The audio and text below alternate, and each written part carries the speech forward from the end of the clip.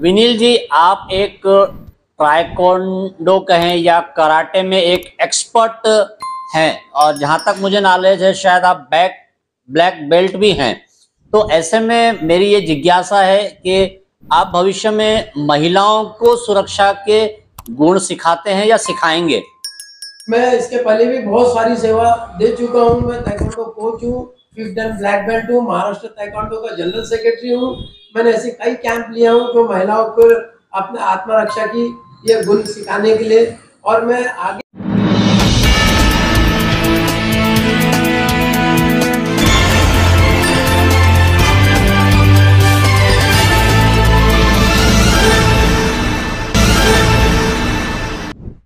नमस्कार, मैं विनील चौरसिया पश्चिम नागपुर से निर्दलीय उम्मीदवार के तौर पे मैं लड़ रहा हूँ।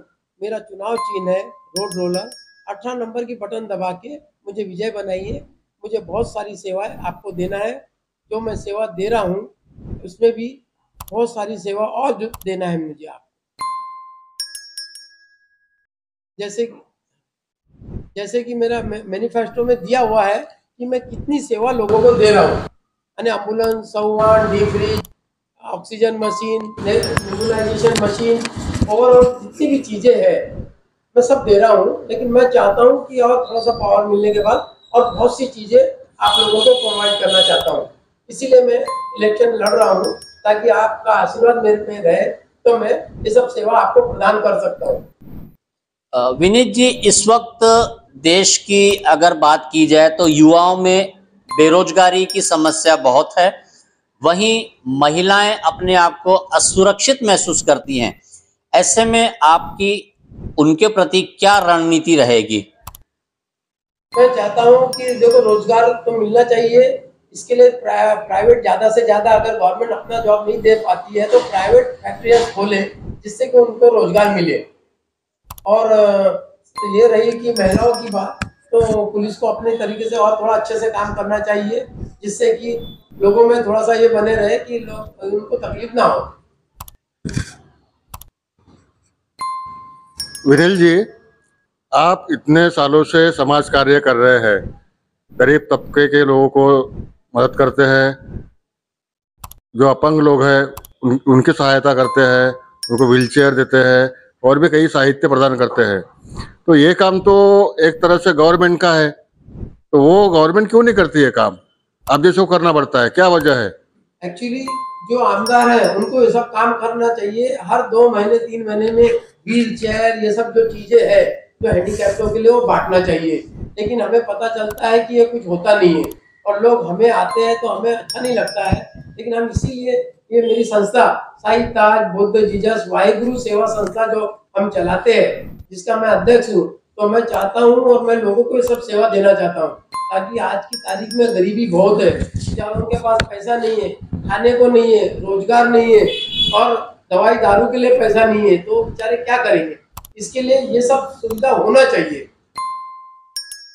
विनील जी, आप एक ताइक्वांडो कहें या कराटे में एक एक्सपर्ट हैं और जहां तक मुझे नॉलेज है शायद आप ब्लैक बेल्ट भी हैं। तो ऐसे में मेरी ये जिज्ञासा है कि आप भविष्य में महिलाओं को सुरक्षा के गुण सिखाते हैं या सिखाएंगे? मैं इसके पहले भी बहुत सारी सेवा दे चुका हूँ। मैं ताइक्वांडो कोच हूँ, 5th Dan ब्लैक बेल्ट हूँ, महाराष्ट्र ताइक्वांडो का जनरल सेक्रेटरी हूँ।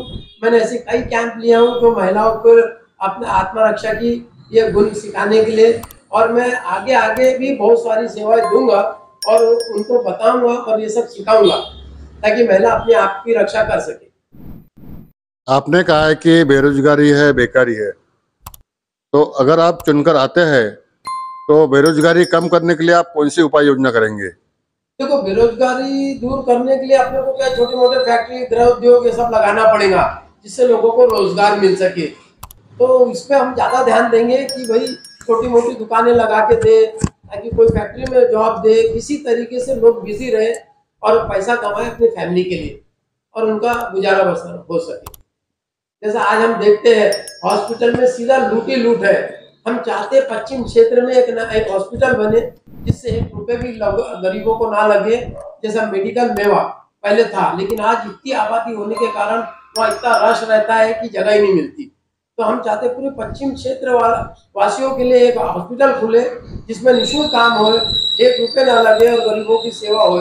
तो हम सबसे प्रायोरिटी ये देना चाहेंगे पश्चिम क्षेत्र के लोगों को कि एक बड़ा हॉस्पिटल रहे जिससे उनको पैसे की तकलीफ भी, देखो गरीबी के कारण पैसे नहीं रहते और एक से एक बीमारी बढ़ी हुई है लोगों में। तो हम चाहते हैं ऐसा हॉस्पिटल खुले जिसमें निःशुल्क सेवा हो, निःशुल्क फ्री सेवा हो, ताकि बेचारों को नौकरी नहीं, कम से कम पैसे तो ना लगे बीमारी के, और ऐसी सेवा होना चाहिए। समाज के लिए जहां तक स्वास्थ्य की बात करें, ये बहुत अच्छी जरूरत भी है और उसके साथ में एक शिक्षण बहुत महत्वपूर्ण विषय होता है।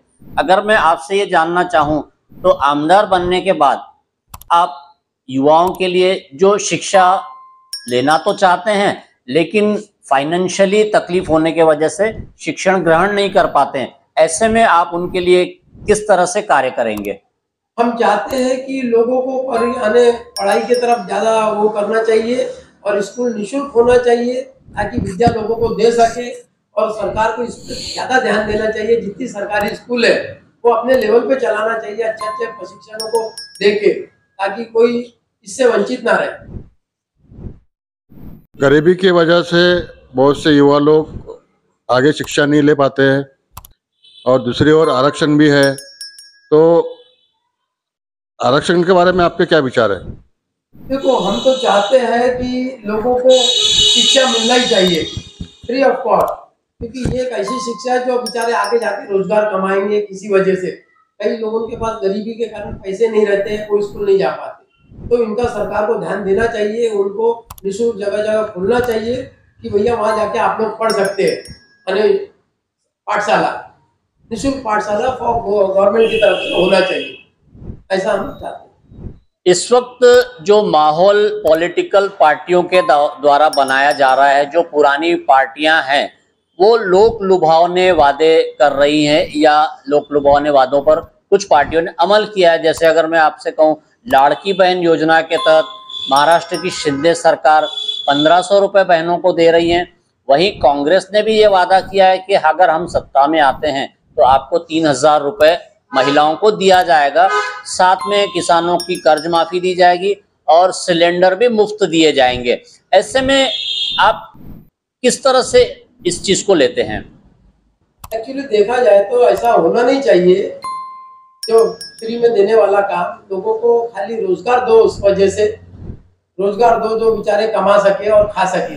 आप कितने दिन उनको फ्री में दे पाओगे? ये सिर्फ इलेक्शन तक के ये वादे करते हैं, उसके बाद ये गोल हो जाते हैं। तो हम चाहते हैं कि ऐसा नहीं होना चाहिए कि लालच देके आप वोट लेते हैं लोगों का, तो ऐसा नहीं होना चाहिए। इसकी जगह रोजगार दो लोगों को, अपने पैरों पे खड़े हो, गृह उद्योग डालो जिससे कि उनको आमदनी होते रहे और वो अपना गुजार बसर कर सके। हाल ही में कई प्रकार की कंट्रोवर्सी के बयान दिए जा रहे हैं मौजूदा सरकार के तहत, कटेंगे बटेंगे तो कटेंगे, और वहीं पीएम साहब कह रहे हैं कि एक हैं तो सेफ हैं। इस नैरेटिव को आप कैसे लेते हैं? एक्चुअली हम चाहते हैं कि लोग ऐसे पार्टियों की तरफ ध्यान ना दें जो लोग ऐसी बातें करके एक दूसरे को लड़वाते हैं। हम तो चाहते हैं, जनता से यही अपील करते हैं कि आप साफ सुथरी छवि वाले इंडिपेंडेंट कैंडिडेटों को आप जिता के दो। पार्टी वाले ऐसी बातें करते रहते हैं कि वो लड़ाते रहते हैं और वोट लेते रहते हैं। तो हम चाहते हैं कि इंडिपेंडेंट की तरफ ज्यादा ध्यान दो। वो आपके लिए आखिरी तक सेवा देंगे और फुल टाइम सेवा देंगे। वो बम्बई दिल्ली एसी में जाके बैठेंगे नहीं, क्योंकि आपके तरफ से वो प्रतिनिधि चुना जाएगा।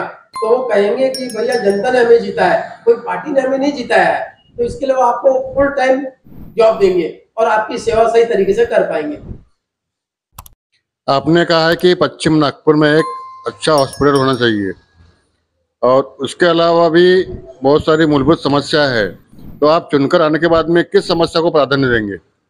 देखो, मेरा मैनिफेस्टो में सब कुछ दिया हूँ मैंने। ये मेरा मैनिफेस्टो है और इसमें मैंने दिया हूँ कि मैं क्या क्या देना चाहता हूँ पब्लिक को। और कई सारी चीजें हैं। जो गरीब लोग हैं, जो बेचारे उनके पास एम्बुलेंस नहीं है, आज एम्बुलेंस बुलाते ही 1,500-2,000 हजार रुपए मांगते हैं स्पॉट पे, और गरीबों के पास नहीं है, वो तो एम्बुलेंस में जा ही नहीं पाएगा। तो हम चाहते हैं ऐसी फ्री सेवा हो, गवर्नमेंट की तरफ से होना चाहिए, और या फिर हम देंगे अपने तरीके से जो एक्चुअली हर आमदार का काम होता है देना, और अगर हम जीत के आए तो हम निःशुल्क सेवाएं देंगे, बहुत सारी चीजें देंगे जो गरीबों को जरूरत है, जरूरत से ज्यादा जरूरत है। अंत में आप आम जनता से क्या निवेदन करना चाहते हैं? अब हम तो यही चाहते हैं, जनता से अपील कर रहे हैं कि आप हमें जिताइए, बड़ी क्वांटिटी से जिताइए, हम आपकी सेवा करते रहेंगे, और अगर हम हारे या जीते कोई बात नहीं, हम आपकी सेवा आखिरी तक करते रहेंगे। मेरी संस्था है साई ताज गुरुदेव जीसस वाहिगुरु सेवा संस्था, इस माध्यम से तो मैं आपके बीच में ही रहूंगा और आखिरी तक रहूंगा। अभी इलेक्शन के लिए थोड़े लोग आते हैं आपके सामने, और अभी वो 5 साल के लिए गोल हो जाएंगे, लेकिन विनीत चौरसिया आपके सामने रहेगा, आखिरी पल तक रहेगा और आपको सेवा देता रहेगा। हार जीत कोई मायने नहीं रखता, मेरी तो सेवा करना है, मैं आपकी सेवा करता रहूंगा। धन्यवाद।